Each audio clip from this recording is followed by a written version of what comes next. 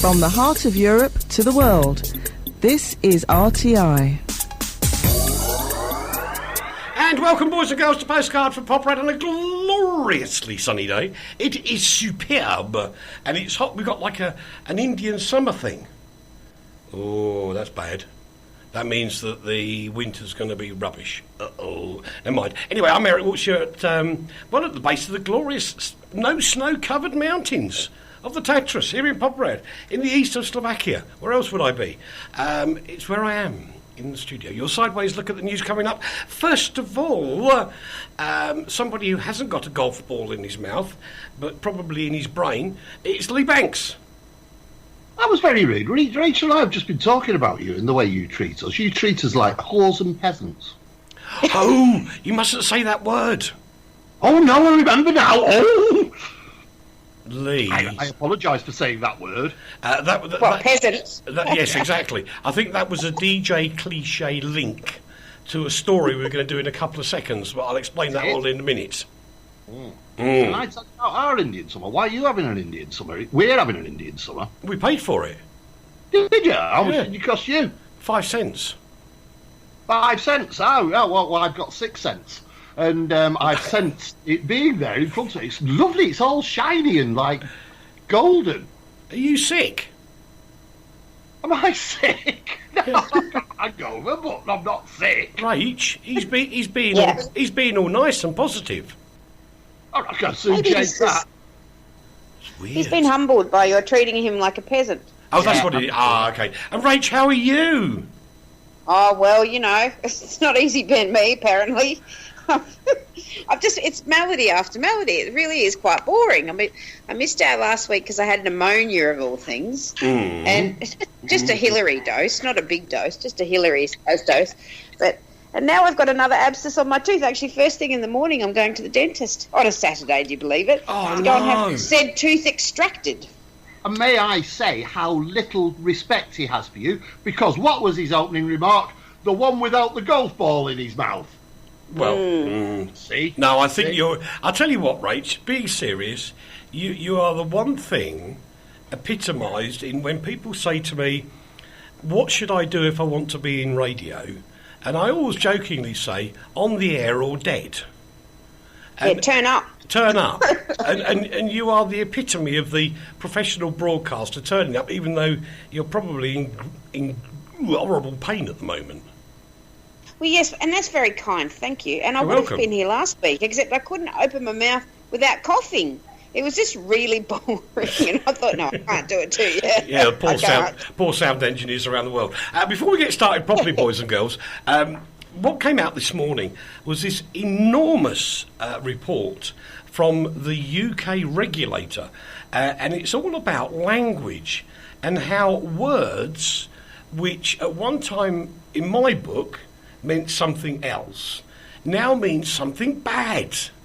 And I'm going, have the political correctness police gone mad? So if you're offended by any of the words that we're about to say, I am warning you that there are potentially strong bits of language in here if you are narrow-minded. If you're not narrow-minded, then it won't offend you at all. But there are bits coming up where we might say a word that might offend you. Oh, golly gosh. And the first one that comes out, bugger. Are you kidding? No. That's one of our favourite exclamation points in Australia, and we had a whole campaign on television about it. It was for a car, and a dog used to fall out the back of this ute, and he'd go, bugger. Yeah. And it's better than many other words. It's more appropriate than many other words. We don't think that really counts. And then another one. Go on, actually is. It depends, but the actual meaning of the word bugger is something that people are shocked by, but shouldn't actually be shocked by. No, I don't think so. I don't think it's a shocking It's word. one on the list that's very... There are some words on the list which I would never use, actually. I very rarely use them in general language. Like what? Well, See? Be careful what we say. No, I can't say a lot of these words, but Justin Bieber has one name similar. Anyway, apparently... this can be seen or viewed as a humorous insult. Yeah. Right? When you call somebody a cow. I actually got in a fight over somebody calling my my ex-wife a cow, and actually they were quite right, hence she's now my ex-wife. I actually got in a fight in Torremolinos in Spain with a Cockney bloke who says, you silly cow, like that. And I said, don't you call my wife a cow? And we ended up having a bit of a confrontation over it. I think that's a really... Now, you see, I understand that, and I always said to people that in London it's almost a term of endearment. It's funny. But in the north of England, it is an insult, isn't it? I think it's... Sorry, I'm just going to speak of Warsaw. I know, I could hear that. Anyway, we move in on... In India, it must be a lovely word, because cows are revered. Of course. Holy cow. Yes. Oh, no, you can't say that either, apparently. No, you can't, because it means your wife's full of holes. Anyway, this is one I struggle with a bit. Now, apparently, this is mild language and generally of little concern. And yet, I'm trying to think how many times I've ever used it on the radio, but, this is where it gets stupid, because the word is... I'm struggling to say it now. Crap. Well, crap. Yeah. Oh. It's far better than the word poo. Well, I would have thought so. And honestly, boys and girls, there's something like 12 pages of this stuff where some of them are really rather silly. Now, if I tell Leigh Banks to sod off, that's just funny, isn't it? No, I get upset because I'm sensitive. Oh, right, okay. And the other thing I can't do, apparently, I think it's this one, is call Mr. Banks a tart. No, you can't. I like to be called a tart. Yeah. But apparently... If I'm in the jam. Apparently, it's seen as derogatory by women, but also the word is problematic, I use the term, problematic by men. And I don't get this. No, I don't get that. No. I don't get it either. But apparently this is... Term, it expresses... It's a funny thing. It's just an expression of endearment almost, you silly tart. I know. Yeah. But apparently this is discriminatory language and really is... And I mean, we know Leigh's old. And we know he waffles on like an old bag. So I call him an old... I can't call you an old bag anymore. No, you should zip it. Well, apparently it's rather rude. Oh, stop. Old bag? No, really, it is. It's considered rude, particularly offensive and insulting. I suppose it's a bit deeper and more hurtful than tart to me, actually. If you call me you old bag... And because it's a funny thing. Why do we call people bags? What's a bag? A bag of spanners, a bag of nails, a bag of... Yeah. Oh, I've just got the one. Yeah, stop it. A leathery old carry-all. Yeah, don't go there. And another one, which is apparently really hurtful. Yeah. And this applies to Leigh as well, a coffin dodger. What's that mean? I don't even know what that means. Well, it's when you're avoiding coughing. Yeah, when you're not... So literally you're avoiding death? Yes. What's wrong with that? Isn't that a good thing? Well, I would have...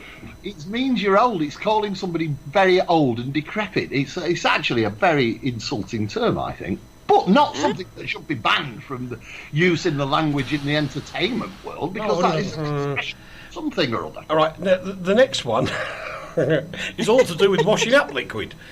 Fairy. Now, you can't use this because people in the LGB community get terribly upset by it. And I don't blame them. I think I find that offensive. If you're gay... It's context, though, don't you think? Is this... Context. Oh, it's all getting rather silly. The same applies to the word gay as well. Well, when I was young, if you had a gay day, you were having a happy day.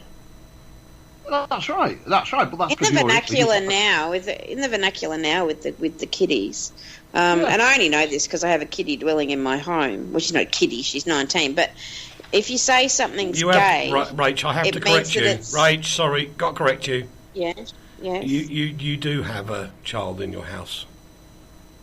His name's Rob. 150, Rob. Yes. If you say gay, it means something's stupid or, not good. So, that is so gay. Yeah, in that context, it's terrible. It's a terrible thing to say. Well, yeah. That's amazing. I think because the problem with gay is, right, there is a clear definition, and I'm sorry if anybody gets offended by this, grow up. There is a definition between being homosexual and heterosexual. Yes. And you can't go around, you don't say, oh, I'm a heterosexual, and you don't say, oh, I'm a homosexual. You say, I'm gay. Most gay people refer to themselves as gay. And it's it's a happy term which expresses a sense of sexuality that we don't all share. And it's not wrong. You can't say, heterosexuals are heteros. Yeah, I know. No, this is the thing. If gay is wrong, then to say you're straight is wrong. Yeah, absolutely. Oh dear, the final one I've chosen. It refers to stupidity, and it's a word I've been known to use many times. Nutter. Now, I call Leigh a nutter often. He does, actually. I know. Are the mentally ill getting upset with that? Are the mentally ill people getting upset with that? I've got bipolar disorder, and I am a nutter, and I'm very proud. I wear that badge proudly. But What's it mean exactly? Leigh, I don't get it all. I think the political correctness has gone balmy. Can I just tell you about a political correctness that has gone balmy in Britain? And we did mention it in passing, but I think it's absolutely shameful that Coronation Street are being taken to task for saying that because one of the characters said in a joke, she looked at her hair and the hairline, said that I've got more roots than Kunta Kinte. And that I can't see how anybody in the world could be remotely offended by that. It's actually quite a funny joke. Yeah, I know. Well, there's several B words and C words that are in there and applicable. But the trouble is, what they're doing is they're taking words that have another meaning, and then they're using them in some kind of modern speak to say something completely different, which makes no sense. What are Ofcom saying? Yes, please. What are Ofcom saying? I was just ordering a coffee. That was terrible. Okay, right. What are Ofcom saying? That these words should never, ever be used? Because it's a new report, and to be honest, neither of us have really... Well, a lot of the words they're saying should not... They're generally unacceptable pre the watershed, which under UK law is 9 o'clock. So apparently I can no longer call you a nutter because we're on air at lunchtime. But it's after 9 o'clock in Australia, so go for it. Now, there's a dilemma. There is a dilemma. We move... Honestly, I worry that one day down the track, not in my lifetime, thank goodness for that, that people almost have to have a proofreader to approve a script to work on the radio, and that's when radio dies. Yeah, I agree. People won't be able to do anything live soon, and it's completely moronic, and it's really crazy. But I mean, what are they going to? They're going to censor everything to the point where there's nothing left to say. Well, yeah. I mean, there was Australia, you are allowed on the radio to use words which at times I've been shocked at what the words that are used on the radio. And I would hate to see Britain and other places go down that road where it was acceptable to use 4-letter words and nobody was shocked. Because I think it starts to affect the very fabric of society when that kind of thing happens. But let me give you the reverse side then. On the very, very rare occasion that I would listen to FM radio in Slovakia, because I just don't have the need to, you will often hear the F word used as it is in the original track as recorded by the artist. And nobody bats an eyelid, but because it doesn't have a direct meaning in the dictionary in Slovak. But of course, everybody knows what it is, and when it comes on and the F word comes up in a song, I actually grimace. I just don't like it. Yeah, I don't either. No. Funny, is it? Because I swear like a trooper in my everyday life. I could even be mistaken for a Tourette's sufferer sometimes. But But as soon as I get a radio mic in front of my face, that part of my brain stops working. I just don't curse. You just don't do it. No, you just don't curse. No, I don't know. Anyway, we move on. Thanks to Leigh for putting the order together this week, because I've been running around like a headless chicken outside, as is my usual want. And apparently there was something else Leigh was going to add, but he'll nudge me in a minute. Absolutely terrible. Well, even I went, oh no, Arnold Palmer has died. The legend that is Mr. Golf. Is it a tragedy? Even I went, oh no, and you know how I feel about all sorts of sport, but even I went, yeah. He was 87 though, wasn't he? He was, but you know, he was just a nice bloke. He was. He was classed as the man who brought sex to golf. And I know, but golf. He did. Yeah. Because he was sexy. He was a sex man. See, again there, you're objecting because I use the word sex. No, I don't know, because yes, he was. I would have described him as a pin-up. Yeah. You're kidding me. There's nothing sexy about golf or golfers. Have you seen what they wear? It's horrendous. I'm just thinking. Awful. I've just got to say sorry to Mike and John, who are following us later in the programme. But there you go. But it is sad when somebody... Actually, do you know what? He was like... I wish there was more footballers like him. You know, that he had a clean life. Fun. Yeah. And he did push boundaries, but he knew where the boundaries were. And that's He's a classy guy. Yeah, classy guy. And another person who, for some reason, I really respected was the former Premier of Israel, Shimon Peres. And he always came across as such a passionate, warm guy. And when you think he stood there on television, shaking hands with his arch rival of many decades from the Arab community, I'll tell you what, that's got to take some guts, isn't it? He just wanted peace, didn't he? He was a real advocate for everybody just being nice to each other. Yes. Yeah. He stood up against the PLO, the Palestine Liberation Organization, and it was a brave thing to do because he wasn't alone. Obviously, Rabin was with him, but they finally recognised the PLO and made it a legitimate representative of Palestinians, and that hastened the negotiations for peace. So he had a vision. Yeah, he had vision. That's what he had, you're right. He had vision, didn't he? And it was a positive one. Rachel, we move to you, for Max Walker has left this planet as well. Oh, this was really shocking. This news broke in the middle of the day, and we were all sort of... Max Walker was one of the best characters in Australian cricket. He really was. He was really a funny, lovely, classy guy, and he did this ad campaign for this insect repellent that you spray on yourself, and Uncle Leigh will understand this because in Australia all sorts of insects will try and eat you. So there's this stuff called Aerogard, and he did these great ads where this little kid had run out in his little baggy green and say, "Have a good weekend, Mr. Walker."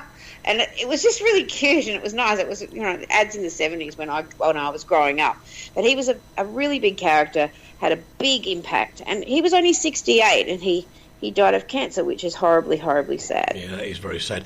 Bill Nunn has also left us as well, aged 62. Yeah, I cried. I really did. Really? But I had pneumonia, and I was really vulnerable. So, maybe that's right. And if you're not sure, I suppose, I don't know, you're going to correct me if I'm wrong, but I guess in my brain, I only see him in the radio movie, because I'm a radio junkie, but I'm sure he did lots of other movies as well. Yeah. Well, Sister Act was a big movie that he was known for too. So yeah, I suppose. He was in Leigh Leigh's, this is Spike Lee's film, He Got Game, School Days, and Mo Better Blues is probably the one that most people will know. And he was a well-known actor. It's tragic for somebody to die. He had a career ahead of him. He was still working and he was still building. Yeah, and it's just sad when something like that happens. But at least they've got, the nice thing is they've got a legacy. And that's the positive. That's the positive side, isn't it? Yeah, yeah, that's true. And some poor little character that hasn't got a legacy, I'm afraid. Rachel's going to cry now. He had 4 legacies. He had 4 legacies, yes, very much. Well, kind of ish. The dog in Thailand. I know. I don't like this story. It's too sad, isn't it? Well, you chose it. I get more upset about animals kicking the bucket than I do about people, which says a lot about me. I can understand that. This was a dog. It was a loyal dog that fell out of the back of a car over a year ago, and it stood and it just stayed by the side of the road where it had fallen out of the car, and it waited for a year for its owner to come back to get it. And unfortunately, the owner never came back. But then, this week, the poor dog was knocked down and killed. Oh, that's sad, isn't By it? another car who wasn't the owner. You'd have thought somebody had picked him up after that time, wouldn't you? Well, no, he didn't want to go. Yeah. People fed him. People looked after him. They put water out for him and fed him. Right. And he just built a home there and just waited for his owner. So I wonder who that owner is.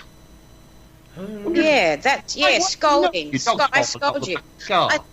I sit here on my couch with my golf ball in my mouth and I judge you, person who didn't go back for the puppy. I judge you.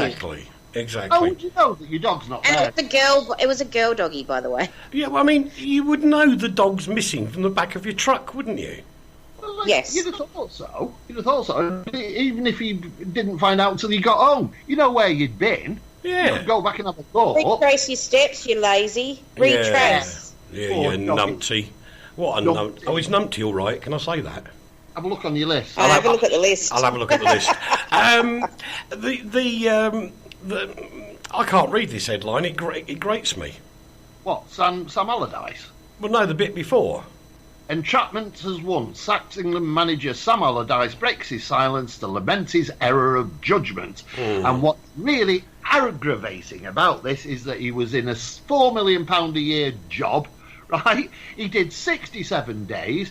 He did something which is classed as an absolute aberration of anything that anybody in his field should do, and he gets £1 million for doing it. I know, but do you know the bit I don't like? Yeah, you're going to go on about entrapment, and I just don't like it. Sorry, it's just the way I am. It isn't entrapment. It isn't entrapment. That is the word that's used and used by the press to aggravate people like you. This isn't entrapment. This is investigative journalism. This is the thing that clears out the thugs, the idiots, the con men. I'm not classing it as Sam Allardyce as any of those, but it's the thing that digs out the bad people in politics. It digs out people who are paedophiles. It's not entrapment, it is investigative journalism, and as the second biggest body of investigators in the world, journalists have every right to do it within certain confines. I like that. Can somebody tell me what he did? I don't know who this guy is or what he did. Well, what he did was he was sitting in a room with what he considered to be 3 or 4 businessmen. And he was actually telling them how they could make money out of manipulating the buying of players and fees. Nobody said that he was saying that he would do it. Nobody was saying that he had done it. What they're saying is that he was spilling secrets about the industry that he was getting very close to being at the top at, and really he shouldn't have been doing it. And so, quite right, insider trading, sort of, but not. kind of thing. He was at the top of, if anybody is at the top of an organisation and they talk about the seamy side of that and laugh about it, if he was saying this is disgusting, this should never happen, but he wasn't saying that. He was laughing about it and saying this is how you can make some money out of it. It's a bad thing for him to be done, and he lost his job, and so he should have done, but he shouldn't have got £1 million for doing it. I think maybe... I've met him, and he's a nice bloke, but he's an idiot for doing what he did. Yeah, and sorry about the background noises, boys and girls. If you do hear them, I hope you don't. There is some construction work going on very close to us, and sometimes it drives us all nuts. But there you go. That was nearly the say nuts. You can't say nuts. Yeah, you can't say that. You can't say these things. Can I say anything? No, you can't. I'm mentally ill and I'm offended. Oh dear. Well, at least it proves we are real people with the sound effects in the background. Oh, sorry, they're not sound effects. They're real people. Ben Needham, this is a story that's been running for many, many years, and it is a very tragic story because there's no closure for the parents, which bothers me immensely. And now the media is suggesting that Ben was actually, as a small child, buried underneath a fig tree or fig bush, which is horrific, really, isn't it?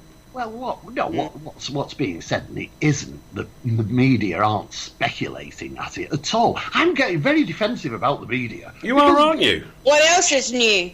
Because you're misrepresenting it. The police are speculating that Ben Needham was hit on the head by an excavator being driven by some builder person, and that he then buried the body because he knew he killed a child. Now the police are saying that, and the press are reporting it, and people are quite rightly going, oh, this is disgusting, bringing this up again. Why? If that child is buried under a bush, that child needs to be found and laid to rest properly. And I agree. No, okay. Do you know what, Leigh? I'll give you that one. Thank you very much. I like you very much now. That's a rare occasion, it's got to be said. I'll tell you what, it's slightly early, like about half a minute early. We'll take a break because we've got a rather large story to discuss in a moment. So we'll take a quick break. Be back faster than you can have that cup of tea or whatever you're going to do. Or a blute. That's not on the list. A blute. There you go. From the heart of Europe to the world, this is RTI. I'd like you to meet Eliane. She's 6 months pregnant. As a mum myself, I know she should be looking forward to her new arrival. But Eliane is worried. Every day the walk to fetch water is getting harder.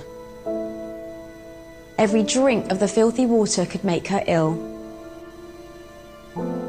Every lift of her bucket hurts her more. You can help bring clean water to a mum like Eliane.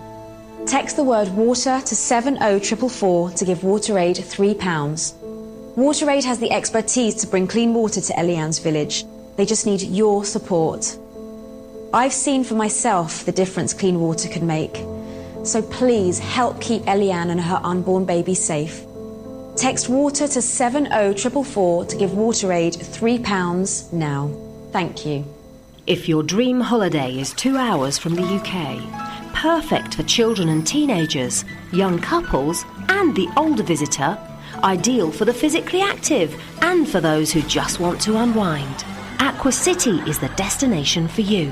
Described by the Travel Channel as the place that will soon be on everybody's lips, be ahead of the crowd and the envy of your friends, but still enjoy a home from home.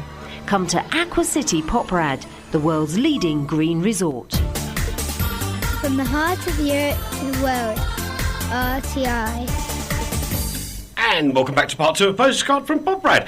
With me, Leigh and Rach. We're going to crank on quickly because coming up we've got Mike and John who've been out to visit Brits, and they're going to help us improve our golf swing. And apparently I'm not a golfing person, boys and girls, so I'm sorry, but apparently these guys are big celebrities in the golfing circles. See, the Station of the Stars, that's where you get them. Sir Terry Wogan had a tribute paid to him at Westminster Abbey this week. Shame on the BBC. Why? They didn't invite Tony They Blackburn. didn't invite Tony Blackburn. Oh, right, of course he didn't. No. No. I wonder why. That's disgusting, isn't it? Yeah. I think that idiot Chris Evans. No, Chris is nice. I know Chris. Chris is a knob. No, he's not. You're not allowed to say that either. I can't say knob. No, that's a bad word. That's a bad word. Any reference to a door. Yes, exactly. But I just don't get how juvenile the BBC can be when Terry and Tony knew each other so flipping well. Yeah. They worked together across different... I mean, on Radio 1, they worked together for years and years. And in actual fact, would often do the handovers between each other, which were very funny. And for the they were I would have crashed it if I was Tony. I would have crashed it. No, well, he's a bit more grown up than that, but... Oh, see, I'm not grown up at all. I'm infantile, and I would have crashed it, and Leigh would have come with me. Yes, exactly. So I think the powers that be at the BBC should hang their heads in shame, as they do with everything else. And I have to say, I did look... I looked this week at the schedule for BBC TV. My Lord. Oh... I currently have a box of parachutes here just to be on the safe side, because I can imagine people coming here to jump off at the top of the Tatras without a parachute. It is so bad. I see that they've re-signed Matt LeBlanc for 2 years on that silly car show. Yeah, I know. He's just bonkers. But may I say, I met Terry Wogan. He's a lovely man. He was, he was. He was quite charming, and I spent. It was I can't remember which newspaper it was, but he did. Oh, it was the Mirror. He did his show from our newspaper office.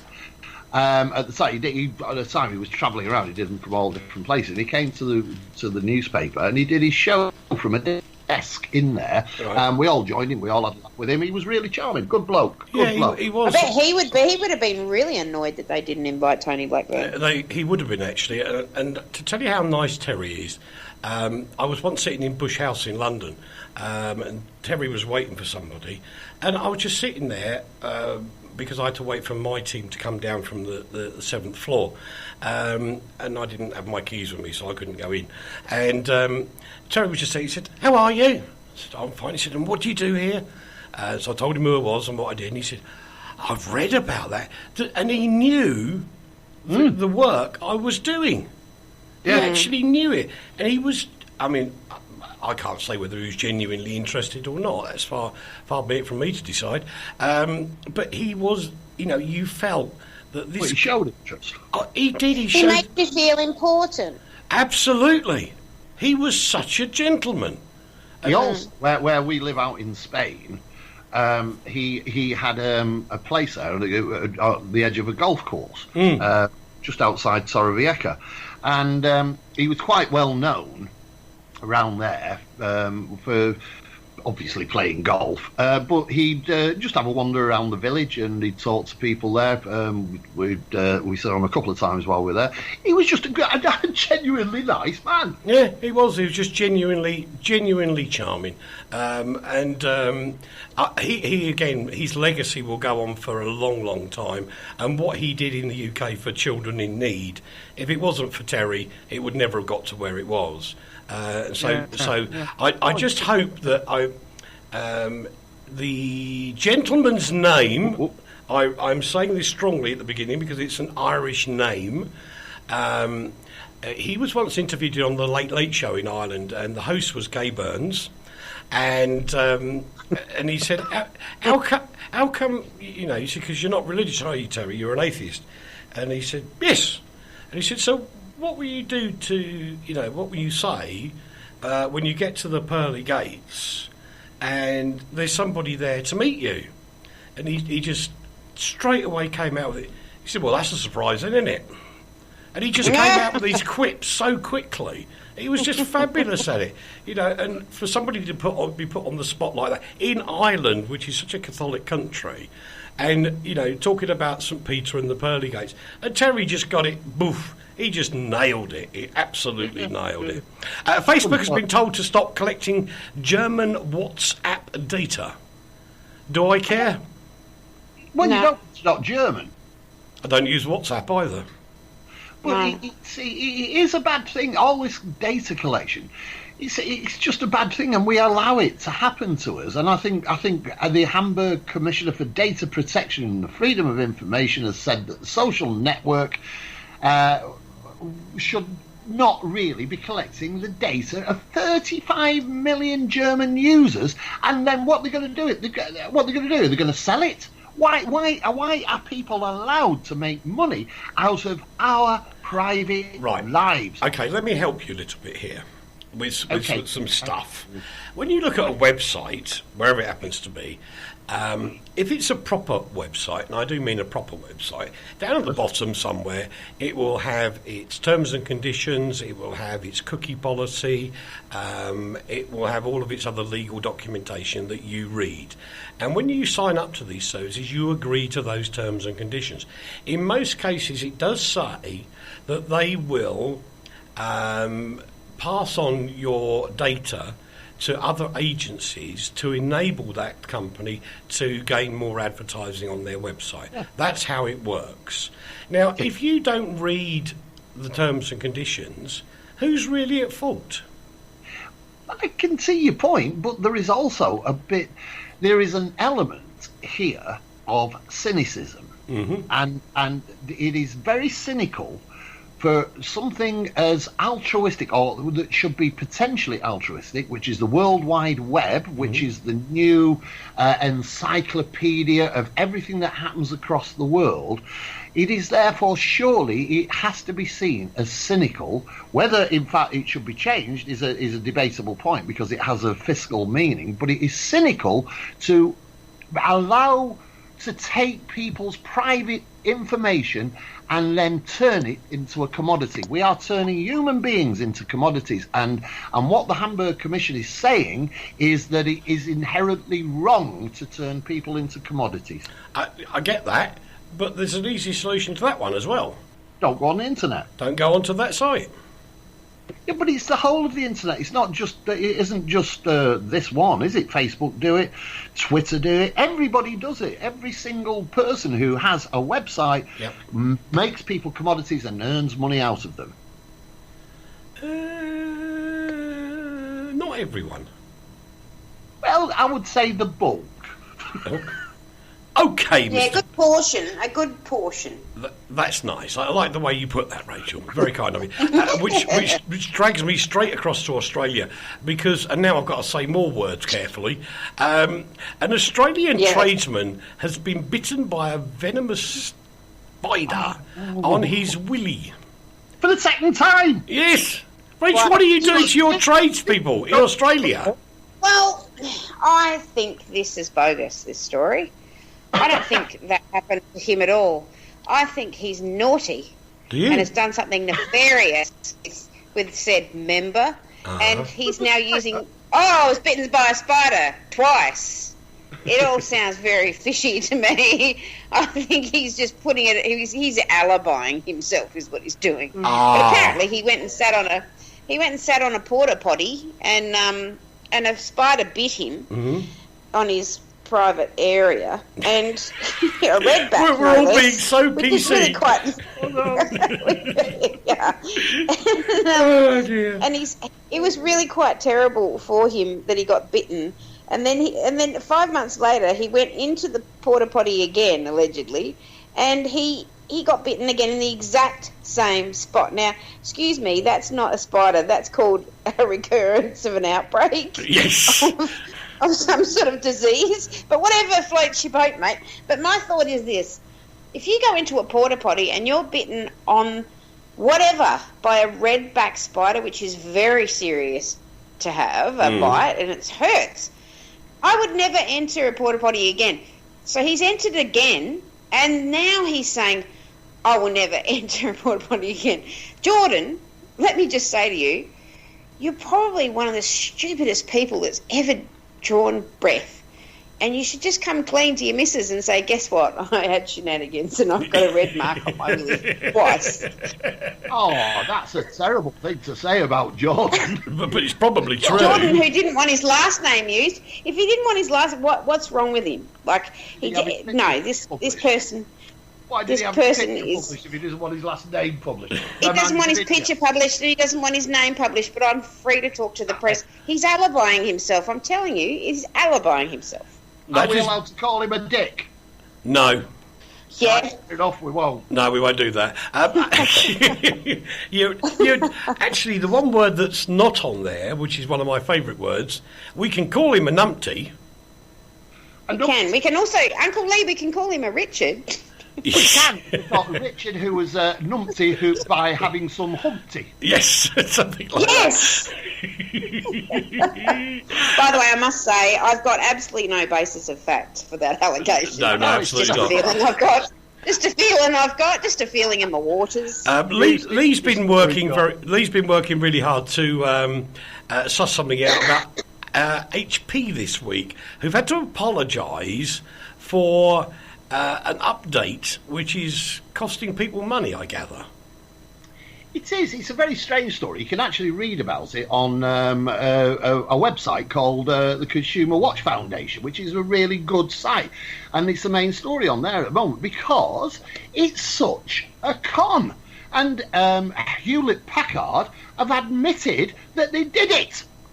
And that what they did was they built some software into their printers that meant that at certain dates it would tell you your printer won't work because you've not been using the correct cartridges, which meant that the only way you could get your, according to HP, get your printer to work was go out and buy their incredibly expensive ink cartridges and put them in. It was just a con. They say it was protecting something stinks with the ink.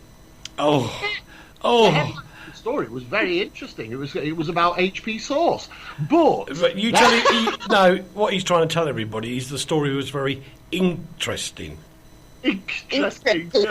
And it's really left an indelible impression. Oh no! We have to say that HP have actually explained it by saying we are committed to transparency in all our communications, and when we fall short, we call ourselves out. What they're saying that is that yes, we did it and we've been caught. Yeah, probably. As you can hear, it's the fine print. The drills have started, boys and girls. Sorry, we've got one more story to go, which I do want to squeeze in before we move across to Mike and John without the drills. A price comparison site. These are going to be probed by a watchdog, Leigh. Yeah, they are. Yeah, and quite rightly too. Because actually, a lot of these price comparison sites are owned by the companies that are actually on it, and and price comparison sites are actually not working by themselves. They're actually connected. The whole thing is a con to push certain companies forward to the front, and now they're being looked into. Well done. You've only got to look at what one of the big sites in the UK is Money Saving Expert, which is actually owned by somebody who sells stuff. That's exactly the point I'm making. I hesitated because I realised we're going, and I want to do the last story because you've not seen what it is. No, I want you to tell those drilling people to knock it off because I've got dental issues and it's giving me a PTSD episode. Right, well we'll let Leigh bring in the last story. Off you go, Leigh. Well, I just think it's a really interesting story, and I'm desperately floundering while I'm trying to find it at the bottom of the list. So there, now, there's a little boy who's won $1 million, 3-year-old boy won $1 million on the lottery. That's an incredible story. But here is the story of the week. BBC in a row over sexing up Sooty. What? Oh, yeah. In the 1960s, right? Yeah. There was, ladies and gentlemen, boys and girls, and everybody else who's listening. Do you remember Sooty and Sweep? Yeah, Leigh reminds us every week. Yeah, and there was a discussion, high-level discussion, went on for months on whether it was too much to have a female puppet in Sooty and Sweep. Right. And this has finally been revealed that after 50 years, because all of a sudden it's become public knowledge and it's allowed to get out. And it's such an important story that they feared, this is the BBC, right? They feared that it would introduce sex into children's programming. Oh, please. I know. That's bonkers. Actually, I'll remind everybody who, and I'm sorry to most people, and about the drilling, that there was a television channel in England I think it was still there, 70s and 80s, called Anglia TV, and they created the Birthday Club, and you have never seen so many adults rush home to see the Birthday Club, which was a hand puppet. And typically it was either my good friend Paul Lavers or a young lady who would present Birthday Club with the hand puppet called BC. Now, all I will say, because we're having a politically correct day, is BC looked forward and he kept falling into things on the lady's anatomy. And we would fall about in hysterics. I mean, the kids didn't see it, but boy, oh boy, was it rude. If you took it the wrong way round. But BC was just so funny that everybody fell about laughing. And again, you think to yourself, oh, for goodness sake. And I'm not even going to get on the subject of the children's programme called Captain Pugwash. Yes, because I'd have to mention the names of the crew, I'm saying this carefully, that had... very silly names to go with it. But there you go. Anyway, Rach, you're off to the dentist this weekend? I'm off first thing in the morning. There'll be a tooth being ripped from my skull, which is a nice way to put it. Yes. That's horrible. My goodness, yeah, it is. Well, but good that's luck. Okay, once it's out, it'll be good. Well, I hope it is. And I hope you feel better soon as well. And thank you for being a good old trooper. Good old-fashioned trooper, treading the boards when you're down. Yes. But there you go. It's like Terry Wogan, then. Did I? Yeah. Well, I'm very honoured that you said that. I'm really honoured. Thank you. I feel uncomfortable with the level of nice you're being to each other this week. I don't know what to do with that. No, I don't. Nice. Can I just say that this is what the BBC decided and told Harry Corbett? Go on. Quick. That that Sooty was allowed to have a female friend. This is written down. This is the truth of what the BBC said. Yes, he's allowed to have a female friend, but they must never, ever touch. Oh, they can't give themselves... Where was Harry Corbett? Tell it to Bert and Ernie. Well, exactly. They couldn't even have a hug. I mean, how silly is that? Oh, well, never mind. Such is life. Anyway, Rachel, we wish you all the best. We'll let you go so you can get a little bit more rest as well, darling. And we'll hopefully see you without a golf ball next week. Yeah. Without a tooth. Yeah, well, that's all right. Don't forget, don't put it out. Rach. Yeah, exactly, Leigh. Yeah. Thank you. I was exactly in the same place. So we'll see you soon. Ta-da, Rach. Ta-da! Anything special this weekend, Leigh? I'm taking my disco in for an oil change because I'm too lazy to get under it and do it myself, and it's going to cost me a fortune. No, but that's how exciting. Oh, and I'm going to see some family. That's always a bit of a strange and exciting experience. Yes, you'll have to be nice to Mummy. I'm nice to everybody. I'm a nice person. I should be in Sooty and Sweep. I'm so nice. Well, say goodbye then. Bye-bye, everybody. Bye-bye. That was Postcard from Poprad, but we got a little bit more so don't go away, because we're going to be talking to Mike and John from Putter Strike, who are going to explain to us how they work, why they work, and what they do. This is RTI, from the heart of Europe to the world, the station of the stars. So, girls and boys, we've whatever Doctor Who does, and we've flown to the... Well, it's a gloriously sunny day. We're in the Black Stork again, and I bumped into two Brits, and I don't know who they are, so they're going to introduce themselves to me. Hi, who are you? Hi, I'm Mike Pomfret from Pure Strike Golf. The plug was beautiful. And? I'm John Gibbons, also from Pure Strike Golf. Get the plugs in, boys. So what the devil are you two guys doing in Slovakia, John? Well, we're here to... at the moment, we're here teaching... short game putting and chipping at the golf resort.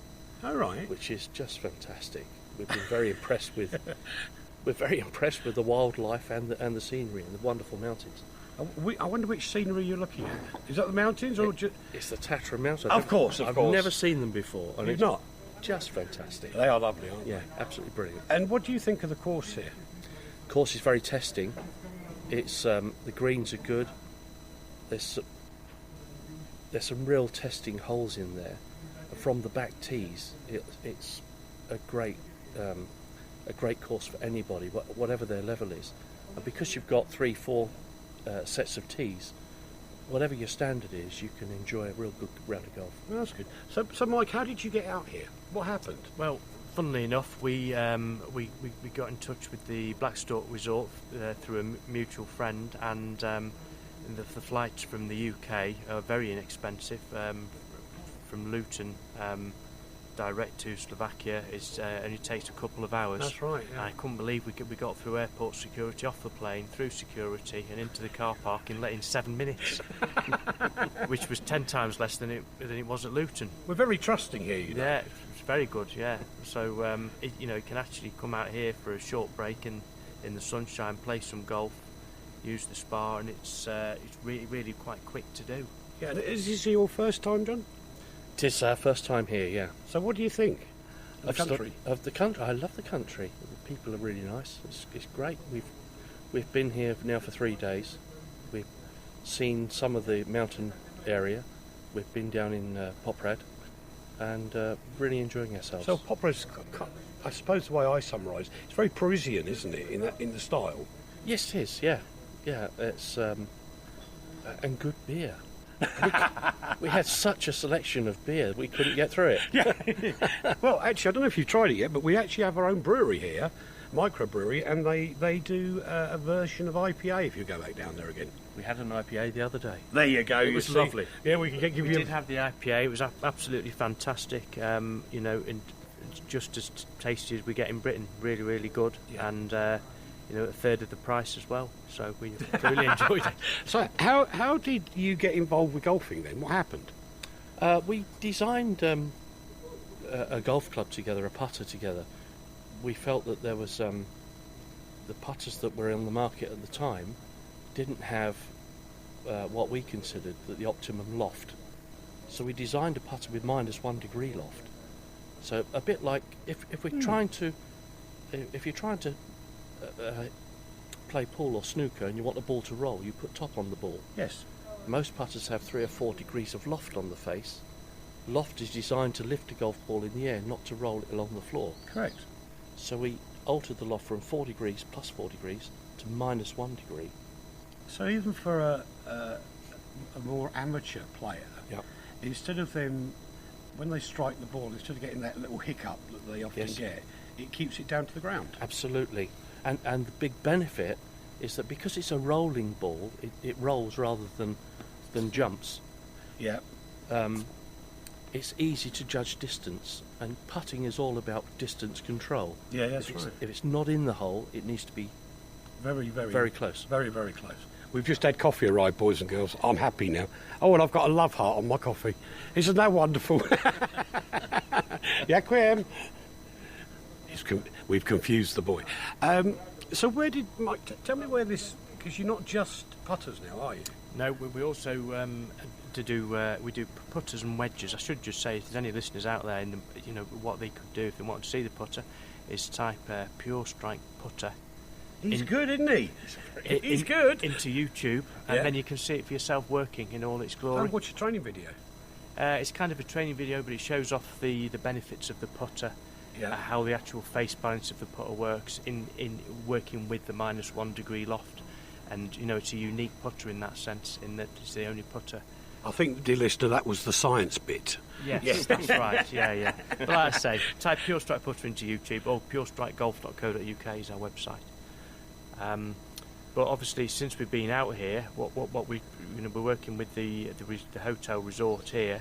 We're looking to also put some of our database of customers and any new customers in touch for some golfing trips out here, because it's really surprised us what value and facilities you can get out here, and how quick it is to get here. So I mean, I presume, rather like me many years ago, Mike, your perception when you're first coming out here was somewhat different to what it was in reality?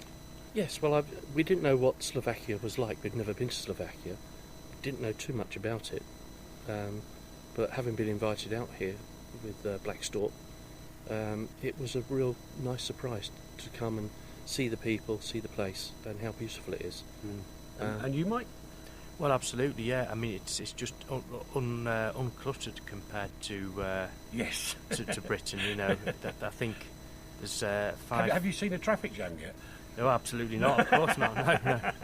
I think there's only 5,000 people living 150 square kilometres. That's so right. It's very quiet and peaceful. We've got views of the mountains, sunshine, spa resorts. The air's clean and healthy. So it really is. It's a change, and obviously the facilities they have here are fantastic too. Yeah. So what we'd like to do, I mean, obviously we didn't tell you, but there is a Pure Strike members club. Oh, right. So anyone who owns a Pure Strike putter or wedge is part of our becomes a member of the Pure Strike club. And we'd like to invite all our Pure Strike members to come out here and just experience this, because it's one of the best places I've been, and I've been to a lot of golf courses.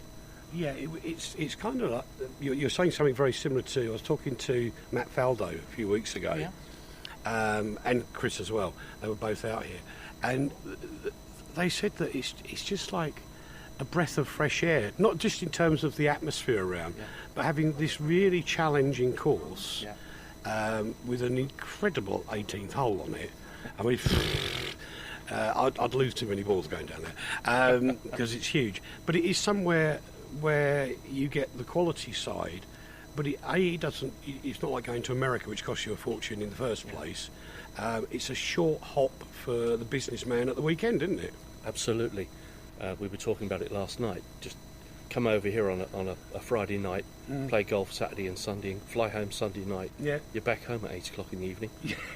And it's bizarre. You've had a very good golf experience and hotel and spa, but at the same time it hasn't cost you an arm and a leg.